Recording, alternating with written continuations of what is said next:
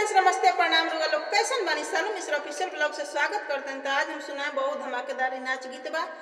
आजकल के लड़का लोग ससुरारी में बड़ा पसंद करता लोग रहल, तो वही पर हम गीत लेके आइल बानी। तो जैसन भी लगी कमेंट में लोग जरूर बताएं। अच्छा लगे तो लाइक शेयर सब्सक्राइब जरूर कर लें लोग। तब देखिए अपना गीत के हम शुरू करते हैं। अरे ससुररिया में पियवा करेला नौकरी,